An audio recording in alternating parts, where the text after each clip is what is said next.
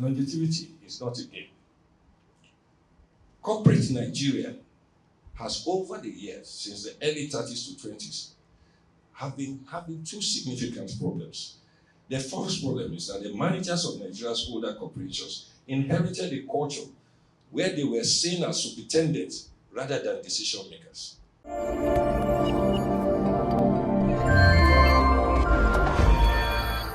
At the Next Money Top 100 Companies in Nigeria Awards ceremony for market performance covering the 2024 financial year, the keynote speaker, Mr. Olufemi Awoyemi, MNI, founder, chairman of Proshare, gave a presentation on Nigeria's top 100 companies yesterday, today, and the future. See, a lasting company requires its management to think in terms of generations. Most managers in Nigeria simply left the room when they had that, because it's very easier for them to think in terms of seasons rather than decades, to think in terms of cycles rather than trends. Trends, as we know, as analysts, represent a general direction, while cycles are the patterns that emerge from those trends. This absence of long-term strategic thinking has shown itself, and it has emerged in Nigeria. Gentlemen and ladies, in the field of corporate analysis, there is no such thing as an autopsy.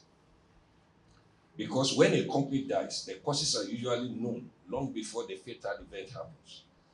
Pedro Nuno, now a professor emeritus at the IESE Business School and the founder and honorary president at the China-Europe International Business School, puts it best.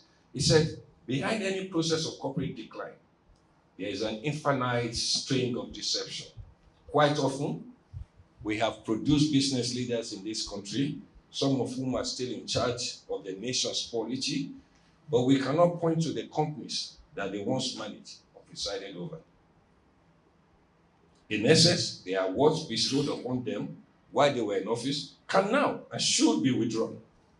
They were earned by building their houses on a pack of cars. And there are recent examples to further these observations. In some quarters, it is believed that genuine force majeure may have existed that makes a compelling case for a company to die or become extinct. While I think this is possible, indeed possible, due to a misreading of trends, I'm quick to dismiss it, as it reveals a great deal about the quality of management that was in place, namely its inability to anticipate such a significant catastrophe. We humans, we tend to value outward appearance more than reality. We like praise more than proof.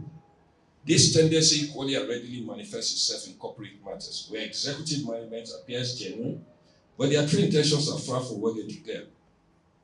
The truth of the matter is, they often forget that even a dying company can, like a fallen tree, can still provide food. You can look to the retail mine operators in our downstream industry currently, and indeed depot owners, to understand how these shifts impact outcomes. When the game changes, it does not occur without warnings.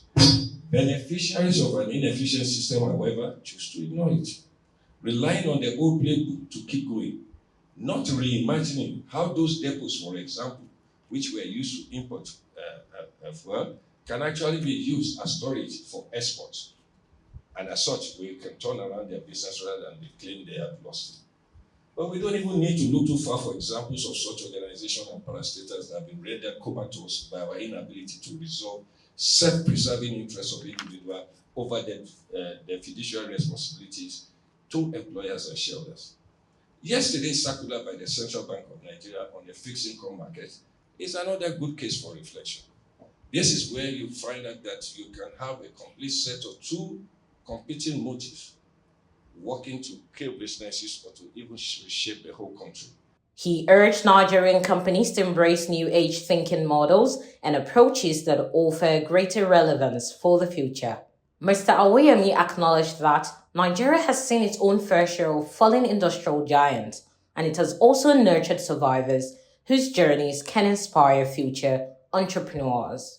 Longevity is not a game. Corporate Nigeria has, over the years, since the early 30s to 20s, have been having two significant problems. The first problem is that the managers of Nigeria's older corporations inherited a culture where they were seen as superintendents rather than decision makers. Let me explain. They served the interests of the company's colonial headquarters and took instructions on how the organizations were to be run. Your UACNs, your Unilevers, and your John Holt's are classic examples. They were the top of the ring then, and they were the companies that defined it. But they never knew they were becoming dinosaurs, because once we took independence, everything was going to change. It was just a matter of time. The second reason for the revolutionary decline of corporate Nigeria was that public sector policy was oblivious to the needs of the private sector. One very great example of that was what happened under General Babangida, where we had what we call an import licensing regime. And if truth must be told, that particular activity reshaped the culture of the Nigerian people and the mindset of Nigerian businesses. Indeed, it led to the total evacuation of companies. And that was what began the decline of companies like UACN, Unilever, and to a certain extent, PZ. This era was instructive because it taught a few lessons. But here's what we should know, and especially for this award. The top 5 largest companies in Nigeria, Boa Foods, MTN, Airtel, Africa, Dangote Cement, and Boa Cement. By the way, Boa appears twice in the top 5 companies in the country. They represent 47.64% of the top 100 companies in this country. 5 companies. In fact, 15 sectors in Nigeria represent for 85% of the total business activities in this country. So those concentrations are important. So we can always tell who will get their awards sooner or later. However, it is worth noting that Nigerian corporations still lag behind in terms of size and whatever. So let us talk about what will happen tomorrow. Whereas technology has paved the way years ago, and in the world of tomorrow, technology will continue to be a constant in reimagining customer experiences, streamlining operations, and unlocking new revenue streams. The dominance, however, will likely come from tech and fintech, the green economy, and a lot of which we are sleeping on, local startups, and scaling and diversification by established giants such as banks and industrial titans. Nigeria has seen its fair share of falling industrial giants, and it has also nurtured survivors whose journeys can inspire future entrepreneurs. Nigeria must learn never to waste a good disruption.